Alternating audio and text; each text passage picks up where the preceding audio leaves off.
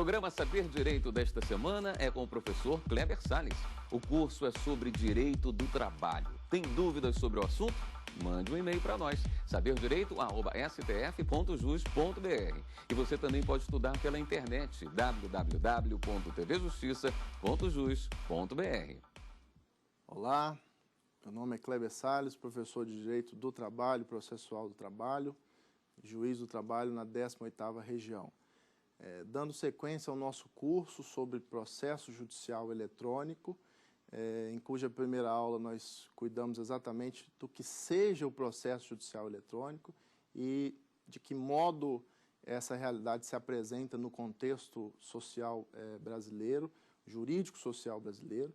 E agora, ou na aula de hoje, cuidaremos dos aspectos principiológicos do processo a partir dessa nova realidade chamada processo judicial eletrônico. Vale dizer, surgem novos processos eletrônicos ou novos princípios com o processo judicial eletrônico, nós temos um novo direito processual do trabalho, são todas questões que nós vamos desenvolver ao longo da presente aula.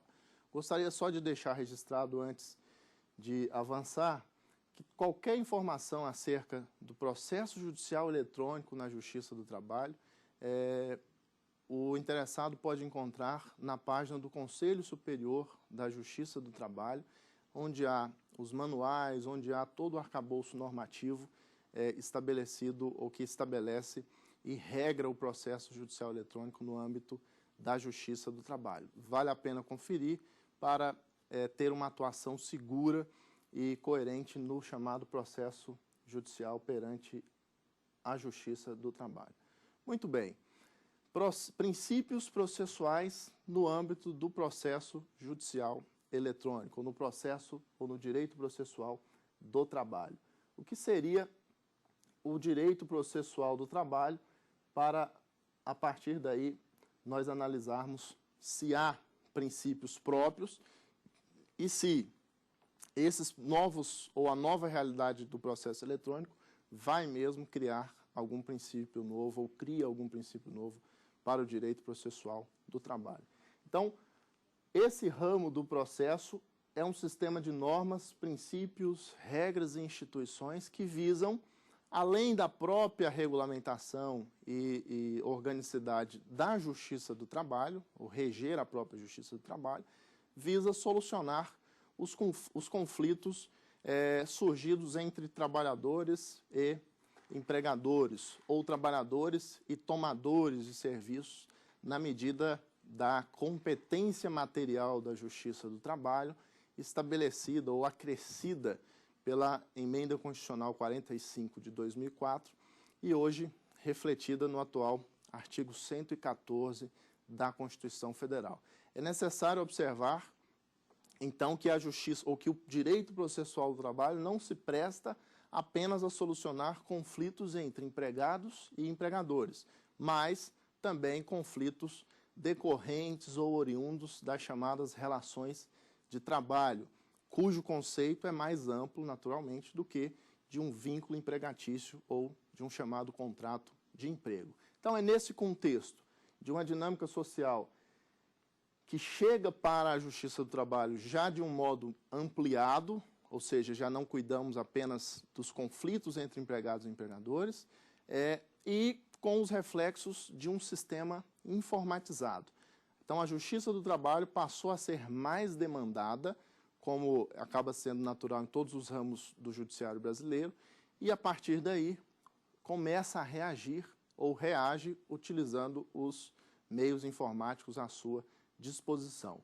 Então, uma indagação provocativa seria: surge um novo direito processual do trabalho, surge um novo processo a cargo ou um novo processo no ambiente da Justiça do Trabalho? A resposta não é simples, mas é preciso, de antemão, reconhecer que não se nega os efeitos da modernidade no âmbito do Poder Judiciário. É óbvio que um processo em papel hoje já não responde os anseios ou a própria ansiedade do cidadão. Então, imagina um cidadão residindo por exemplo, no Acre e com um processo em Brasília, se ele tivesse que se deslocar até aqui ou o seu respectivo advogado para consultar um processo.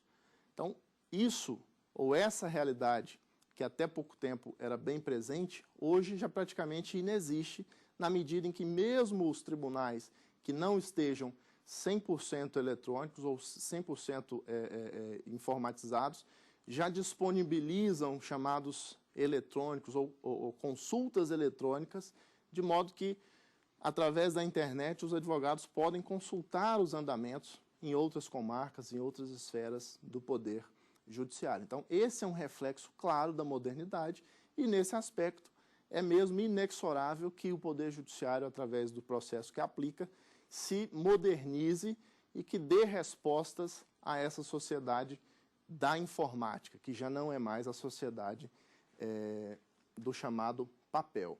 Bom, mas para falar de princípios é preciso situar num contexto dogmático o que seria o Instituto, ou o que seria o que se pode considerar por princípio, até com um efeito de paradigma ou de referencial para nós identificarmos uma situação ou outra como princípio propriamente dito ou como uma mera regra especial ou como uma mera característica do processo do trabalho, especificamente, na seara eletrônica.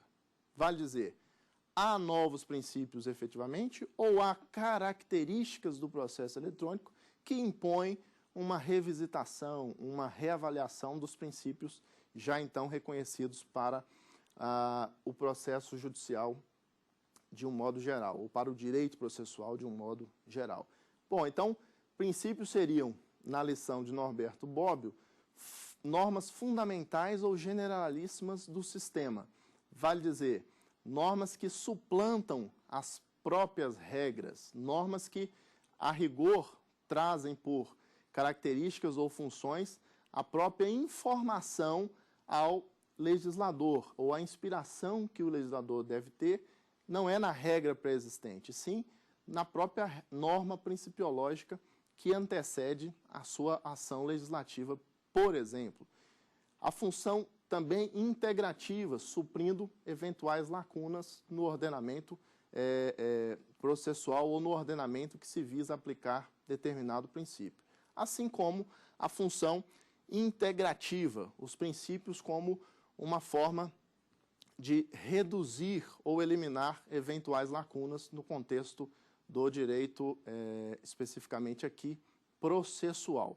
Bom, com esses referenciais bastante objetivos, nós podemos identificar alguns pontos que, a meu ver, são de necessária observância para que a gente avance nessa discussão de que princípios se aplicariam ao processo do trabalho, num primeiro momento, e se há, de fato, novos princípios surgindo ou que tenham surgido a partir do estabelecimento do processo judicial eletrônico ou do processo em mídia informatizada. Bom, primeira, a informatização está a serviço do devido processo legal. Não é o contrário. Não é o devido processo legal a serviço da informática, e sim os meios telemáticos, a meu ver, a serviço desse postulado constitucional do devido processo. De modo que, ao se avaliar a existência de novos princípios, eu tenho que partir da concepção de que a informática, os meios telemáticos, estão à disposição do processo, do Poder Judiciário, e não o contrário, sob pena de inverter, no meu sentir, a ordem natural das coisas e tornar o Poder Judiciário servil à informática. Longe disso, a intenção do processo judicial eletrônico é se valer do que a informática, os meios telemáticos têm a oferecer, a tecnologia tem a contribuir para o desiderato maior do processo, que é a efetividade e a celeridade, ou a duração razoável, conforme estabelecido no artigo 5º, inciso 78 da Constituição Federal. Outra premissa é de que os princípios processuais sensíveis ou seja, aqueles fundamentais, devem modular a tecnologia a seu serviço, e não o contrário, exatamente na linha do que eu havia dito. Esses princípios, como devido processo legal, ampla defesa, contraditório, publicidade, precisam ser observados necessariamente, independentemente da forma de tramitação do processo, nos autos físicos ou mesmo nos autos virtuais, que seria já um passo adiante ao chamado processo eletrônico. É imprescindível, então, que os usuários internos e externos conheçam o sistema para evitar uma indesejada sujeição tecnológica. Então, se a premissa é os meios telemáticos, a informática está a serviço do Poder Judiciário, é preciso que o Poder Judiciário, por seus usuários internos, no caso, esteja preparado para receber essas novas ferramentas. Do contrário, haverá uma subserviência dos operadores jurídicos aos operadores técnicos, ou às chamadas tecnologias da informação e da comunicação, áreas hoje sensíveis nos tribunais. Então é preciso que haja uma harmonia para que os sistemas sejam desenvolvidos com vistas a buscar a efetividade do processo e não, sim, testar eventual habilidade ou tecnologia informática. Para isso, é preciso que a instalação, a meu ver, se dê de forma planejada e paulatina para que haja uma formação inicial e uma formação continuada adequadas para os usuários internos, assim como para os usuários externos. Os advogados, por exemplo, precisam ter o conhecimento ferramental sobre o PJE Justiça do Trabalho, no caso da Justiça do Trabalho, para poder bem postular em juízo. Do contrário, podem, inclusive, causar prejuízos aos seus constituintes por uma perda de prazo, por exemplo, por não saber operacionalizar o sistema, ou por não portar o certificado digital, por exemplo. Vamos à nossa primeira pergunta, vinda dos telespectadores. Olá, professor. Meu nome é Davi Nakamura. Minha pergunta é: quais os principais princípios informadores do direito processual do trabalho? Nessa caminhada principiológica, ou sobre os princípios, é importante ponderar que a doutrina diverge no que diz respeito a qual classificação adotar dos princípios e, propriamente, quais princípios efetivamente se aplicam ao direito processual do trabalho, muito especialmente, quais seriam os princípios típicos do direito processual do trabalho. Porque, analisando a partir das lições, ou a partir da definição de princípios formulada no início da aula, nós teríamos algumas situações como meras regras ou meras especificidades do direito processual do trabalho e não necessariamente princípios. Mas vamos avançar na evolução ou no reconhecimento de alguns princípios aplicáveis ao processo do trabalho para chegar a uma resposta segura. A investidura, a aderência ao território e a indelegabilidade são três princípios relacionados à própria jurisdição, ao próprio exercício da jurisdição. A investidura, então, passa exatamente pelo reconhecimento da figura do juiz, que se dá, naturalmente, por força da Constituição Federal, após a aprovação em concurso público para aqueles que tenham pelo menos 3 anos de prática jurídica. A aderência ao território é um princípio relacionado à jurisdição e, inclusive, recebe já uma crítica, a meu ver, construtiva, de quem reconhece já o surgimento de um outro princípio, que seria exatamente da extraterritorialidade. Então, a aderência ao território, que significa a vinculação do juiz, através da competência territorial, a determinados limites territoriais do Brasil, passaria a entrar em xeque, na medida em que, se você pode praticar atos judiciais através de meios eletrônicos, ou seja, através da rede mundial de computadores, o critério de territorialidade entraria ou seria posto em xeque, na medida em que, se eu estou em Brasília, eu posso determinar o bloqueio, por exemplo, de uma conta corrente através de um convênio com o Banco Central, o Bacenjude, através da chamada penhora online, no Rio Grande do Sul. Então, eu estaria, independentemente de uma carta ou de uma tradicional carta precatória executória, estabelecendo a penhora diante ou perante a jurisdição territorial de outro juiz. Então, isso quebraria, na leitura de quem sustenta um novo princípio chamado de extraterritorialidade, a modulação ou a quebra do princípio relativo à jurisdição chamado aderência ao território. Vamos discutir mais profundamente adiante esse tema. Indelegabilidade, ou seja, cumpre ao juiz prestar a jurisdição sem poder delegá-la a terceiros.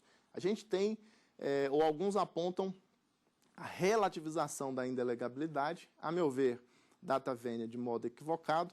Por exemplo, ao se falar no próprio Bacenjude, o penhora online, no próprio Renajude, que é um convênio com o Denatran para fins de estabelecimento de restrições e até apreensão de veículos, na medida em que esses sistemas poderiam ser alimentados por servidores ou serventuários da Justiça. A meu sentir, não há aí quebra da indelegabilidade, mas, na verdade, um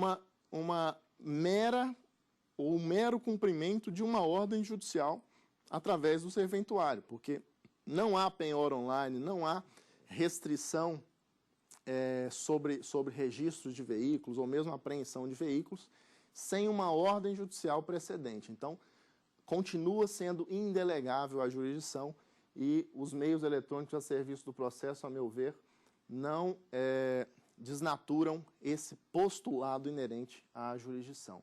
Também a inevitabilidade e a inafastabilidade. O artigo 5º, inciso 35 da Constituição Federal, estabelece que nada pode impedir o acesso ao poder judiciário, ou seja, é inafastável a jurisdição, de modo que qualquer legislação processual que tenda a afastar o acesso ou dificultar, e muito menos impedir o acesso do cidadão ao Poder Judiciário, será tida naturalmente como uma norma inconstitucional. Questiona-se a propósito, no âmbito do processo judicial eletrônico, sobre uma eventual incoerência entre o critério do ius postulandi, ou seja, o direito de a parte postular em nome próprio, e a natural ou a inegável exclusão digital que prevalece em relação a boa parte da sociedade brasileira. Mas, registro, não há essa incoerência, na medida em que todos os atos normativos que cuidam do processo judicial eletrônico estabelecem que as varas, os fóruns devem manter estações de trabalho, ou seja, devem manter servidores, inclusive, à disposição para quem não tenha acesso digital, de modo que todos podem praticar, sim, os seus atos, mesmo no exercício do chamado ius postulandi, que vai ser objeto de explanação mais adiante. O juiz natural continua preservado no âmbito do processo judicial eletrônico, na medida em que, embora as distribuições sejam automáticas, ao protocolo da petição inicial já se gera a distribuição onde há mais de uma vara, não há quebra dessa vinculação da ação a um juízo previamente estabelecido. O princípio do juiz natural veda a rigor a existência de tribunais ou juízes de exceção. Longe disso no processo judicial eletrônico. As regras de distribuição continuam as mesmas estabelecidas para o processo em papel, no sentido de responde por aquela ação ou é competente para aquela ação do ponto de vista funcional ou territorial, aquele juiz cuja lei assim estabelece. Então, no caso das varas do trabalho, por exemplo, há uma distribuição territorial em 24 regiões no país, dentro de cada região uma distribuição igualmente territorial por varas, estabelecendo-se jurisdição territorial por varas, e competência funcional na própria lei ou no próprio regimento interno dos TRTs. Então, preserva-se no processo eletrônico o chamado princípio do juiz natural. O princípio da inércia, típico do processo civil, recebe algum temperamento no âmbito do processo eletrônico. Já recebia, a meu ver, no âmbito do processo do direito processual trabalhista de um modo geral, na medida em que o artigo 765 da CLT dá ao juiz do trabalho um poder instrutório bem considerável, ou seja, a prática de atos de ofício é uma situação naturalmente prevista na própria consolidação das leis do trabalho por seu artigo 765. O processo judicial eletrônico, de fato, acaba potencializando, e isso resta claro no artigo 13 da Lei 11.419 de 2006, essa oficiosidade do juiz, ou seja, ele pode, através ou por força desse dispositivo, que hoje se cumula ao 765 da CLT, determinar, por exemplo, a exibição de documentos ou de dados aos próprios cadastros públicos. E pode fazê-lo a partir dos convênios que vêm sendo e que continuarão sendo e serão formulados no âmbito do processo judicial eletrônico da Justiça do Trabalho, através do próprio sistema. Já dei aqui 2 exemplos, poderia falar também do Infojude, através do qual se busca as informações em órgão oficial por meio de sistemas eletrônicos, ou seja, não é preciso mais um ofício ou a formalização de um papel, de uma cártula, o envio através dos correios para que se determine ao Banco Central a penhora de determinada conta. Faz-se isso com poucos cliques. Não é mais preciso um ofício para determinados cartórios já integrados na certificação digital para a apresentação de determinada certidão. Já pode haver um convênio para que isso seja feito eletronicamente. Ou seja, a inércia, o princípio da inércia, é um pilar ainda do processo. A Justiça do Trabalho, assim como os demais ramos do Poder Judiciário, não agem de ofício, por regra, precisam ser provocados, mas uma vez provocados, o impulso oficial é que impera. E no âmbito do processo judicial eletrônico, esse impulso oficial, a meu ver, resta potencializado ante as ferramentas que são disponibilizadas para a Justiça do Trabalho e o Juiz do Trabalho em especial. O princípio da imparcialidade do juiz permanece intocado no âmbito do processo judicial eletrônico. Mas é preciso que se tenha cuidado na medida em que todo um ferramental de internet, por exemplo, à disposição do juiz, pode, mesmo que inconscientemente, levá-lo a alguns impulsos, vamos dizer assim, investigatórios que acabem transbordando para a imparcialidade. Então é preciso que se utilize dos meios telemáticos à disposição da Justiça, sempre com observância do contraditório e da ampla defesa, sob pena de, no afã de buscar, por exemplo, a chamada verdade real, descambar para a imparcialidade, postulado esse, ou para a parcialidade, perdão, postulado esse de ordem constitucional e que precisa ser preservado tanto no processo eletrônico quanto no processo em papel. Princípios da lealdade processual, da instrumentalidade e da economia processual. Então, a lealdade processual é um postulado que aplica-se a todo e qualquer processo, especialmente no âmbito do processo eletrônico. Essa característica deve ser ainda mais bem observada, porque a possibilidade ou a intenção de má-fé ou a postulação de má-fé no âmbito do processo eletrônico pode dar um ar, ou essa intenção pode ser pautada numa aparente insegurança do processo. Premissa absolutamente falsa. Então não há como, ou não se pode admitir postulações de má-fé simplesmente pela facilitação que o processo eletrônico proporciona de de pedir de forma mais rápida, de pedir de forma mais, de um maior acesso ao Poder Judiciário não pode ser confundido com a maior possibilidade de prática de má-fé. Ao contrário, a responsabilidade dos usuários, internos e externos, é algo reconhecido, inclusive, na lei, na 11.419 de 2006 e na própria Resolução 94 de 2012 do Conselho Superior da Justiça do Trabalho, de modo que aquele que age de má-fé e de alguma forma causa prejuízo na tramitação processual pode ser responsabilizado na forma, inclusive, ou por ato atentatório à dignidade da justiça, conforme o artigo 14 do Código de Processo Civil, aplicável subsidiariamente ao processo do trabalho. Vamos agora a mais um questionamento. Olá, professor. Meu nome é Eduardo. Gostaria de saber, o brocado, que não está nos autos, não está no mundo, é apropriado ao processo em mídia eletrônica? É importante notar que os pilares constitucionais necessitam ser preservados. Um deles, que parte do próprio devido processo legal, ou seja, ninguém pode ser processado por autoridade não prevista em lei, ninguém pode ser sujeito a um procedimento que inova apenas para aquele processo, a ampla defesa e o contraditório.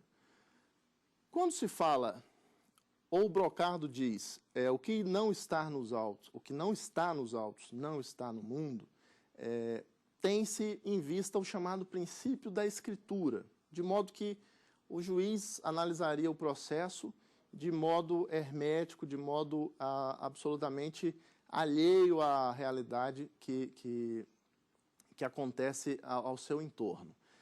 Um princípio que surgiria a partir ou contrariando esse brocardo, como um novo princípio do direito processual eletrônico, eu particularmente não o reconheço com a devida vênia a quem o defende como tal, mas sim como uma característica, seria o princípio da conexão.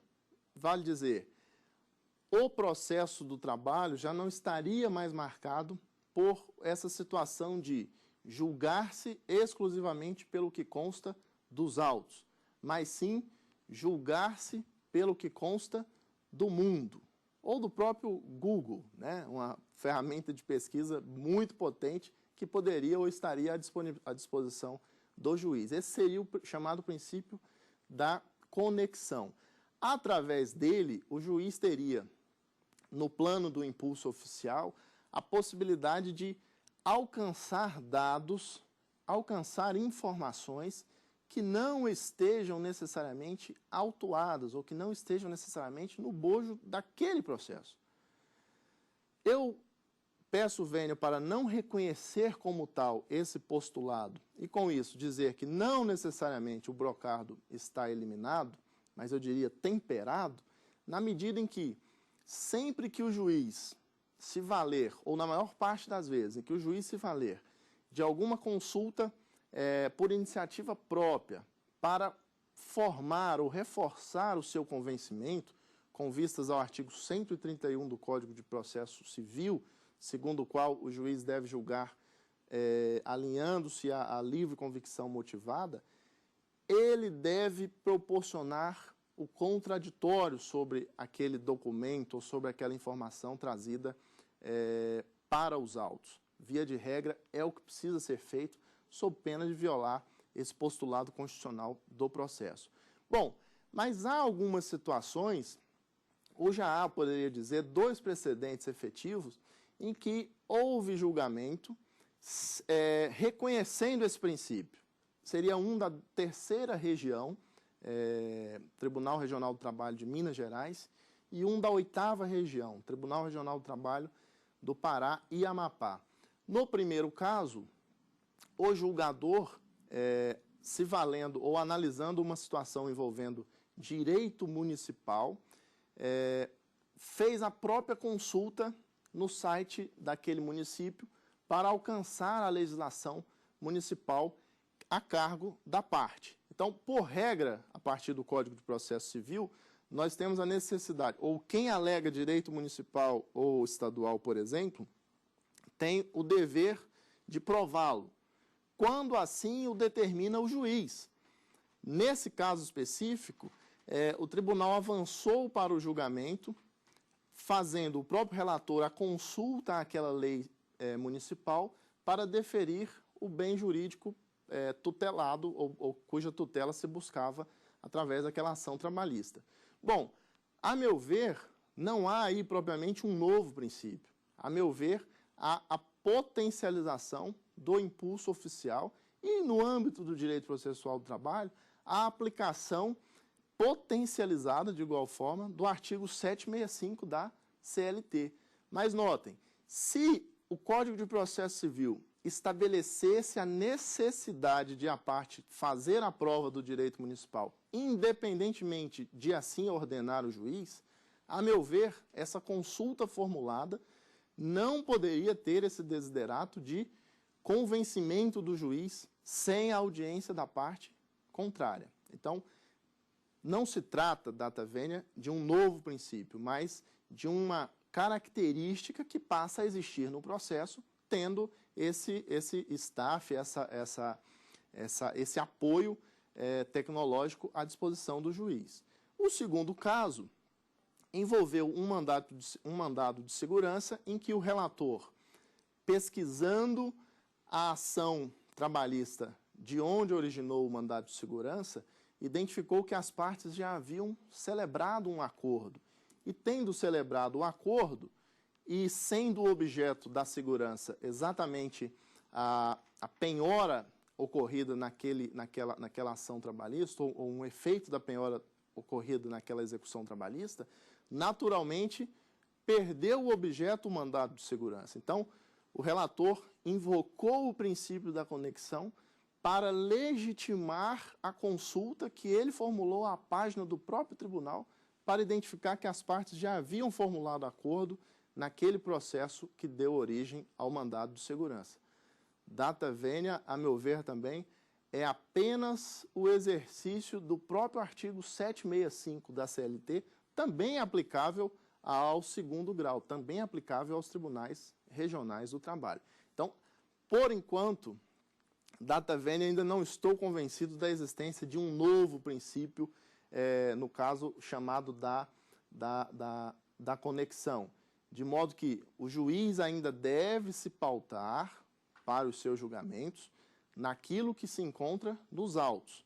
Obviamente, ao buscar informações na rede mundial de computadores e as encontrando, deve sempre proporcionar o devido processo, ou a partir do devido processo legal, o contraditório para que a parte tome conhecimento daquele dado ou daquela informação e, a partir dali, tenha condições de se manifestar a respeito.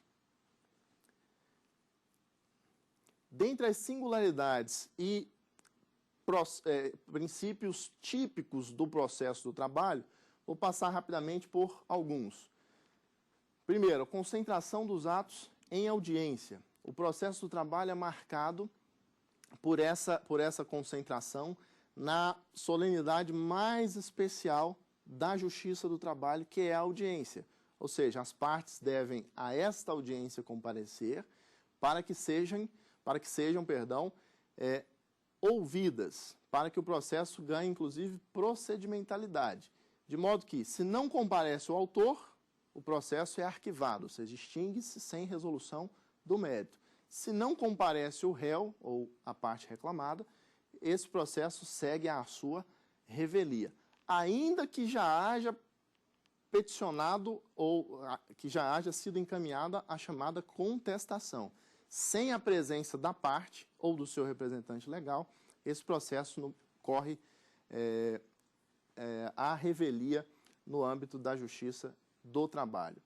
O princípio da oralidade é outra marca do direito processual do trabalho, assim como do processual civil em algumas esferas do judiciário, especialmente nos chamados juizados especiais e no procedimento sumário previsto no Código de Processo Civil, a oralidade vem a ser a imediatidade, ou está marcada pela imediatidade do juiz na colheita da prova e, modernamente, pela própria avaliação, pela própria colheita dos dados ou dos atos em audiência através de gravações. Nós temos, por exemplo, a experiência da 9ª Região, Tribunal Regional do Trabalho do Paraná, no sentido de gravar as audiências, áudio e vídeo, através de um programa, um sistema chamado Fidelis, de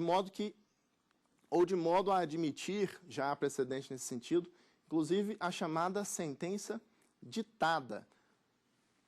Comparecem as partes, superada a fase de conciliação, ouve-se as partes, ouve-se as testemunhas, recusada a última proposta de conciliação, o juiz, se sentindo já apto ao julgamento, profere verbalmente aquela sentença, ou prolata verbalmente aquela sentença, já na própria audiência. Esse registro é documentado, ou seja, cria-se um arquivo, esse arquivo é juntado aos autos como se documento fosse, ou seja, expressando a prática de um ato processual, junta-se aquele documento ou aquele arquivo ao processo. É uma expressão significativa da oralidade no processo judicial eletrônico. Vamos agora à terceira pergunta da nossa aula. Olá, professor. Meu nome é Luana Pereira e eu tenho uma dúvida. Gostaria de saber se o processo judicial eletrônico cria, afinal, novos princípios processuais do direito processual do trabalho? Muito bem. Partindo desses princípios específicos do direito processual do trabalho, até chegarmos a alguns princípios propostos por parte já da doutrina, nós poderemos chegar a uma conclusão quanto a essa indagação.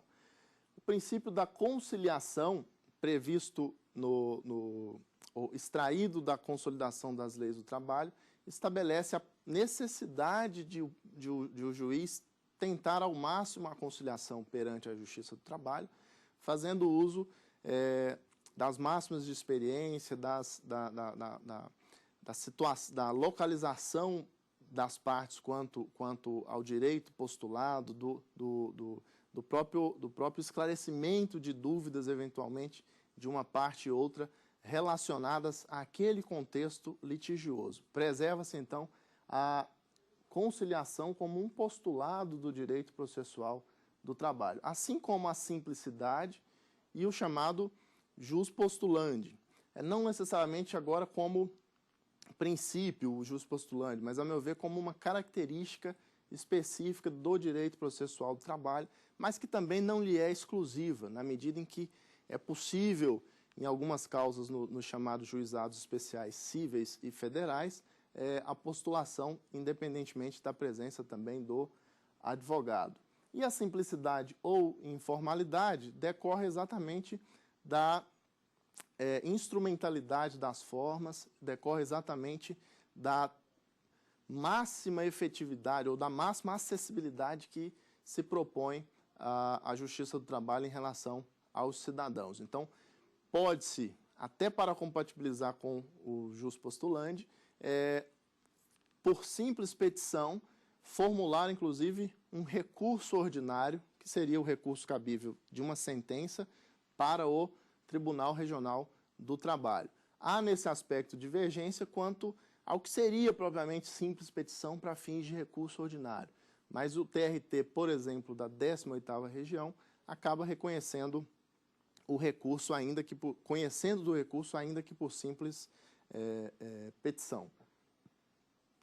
A irrecorribilidade imediata das decisões interlocutórias é outra característica específica do direito processual do trabalho, de modo que só caberá recurso das decisões proferidas pelos juízes do trabalho quando se tratar de decisões definitivas ou decisões, pelo menos, terminativas do feito, à exceção, por exemplo, de quando o juiz reconhece ou acolhe uma exceção de incompetência territorial e remete os autos para um juízo vinculado a um outro Tribunal Regional do Trabalho. Nessa hipótese, a jurisprudência do Conselho do Tribunal Superior do Trabalho reconhece como de recorribilidade imediata, a fim de se solucionar primeiro aquela questão relacionada à competência, para depois, se for o caso, enviar o processo ao chamado juízo competente. Em suma, nós vimos que o processo do trabalho é marcado por alguns princípios específicos, o processo eletrônico tem reflexo, ou inspira reflexos mesmo sobre o direito processual do trabalho, mas que não necessariamente, pelo menos nesse estágio, possamos falar propriamente em novos princípios informadores do direito processual do trabalho. A meu ver, nós estamos numa seara de transição em que o aplicador e o intérprete do direito processual do trabalho, e por que não dizer do próprio direito do trabalho no âmbito desse ramo especializado da justiça, deve ter a máxima atenção para as inovações que já chegaram, se capacitar para melhor recebê-las e tirarmos o melhor proveito possível desse arcabouço informático a serviço do processo, mas sem nos esquecermos jamais dos nossos pilares constitucionais que norteiam o processo civil brasileiro, e aí nisso não se difere o direito processual do trabalho. Desse modo, na próxima aula, continuaremos cuidando de processo judicial eletrônico, tratando agora de atos processuais em mídia eletrônica. Até breve, muito obrigado pela atenção. Tem dúvidas sobre o assunto? Mande um e-mail para nós, saberdireito@stf.jus.br. E você também pode estudar pela internet, www.tvjustiça.jus.br.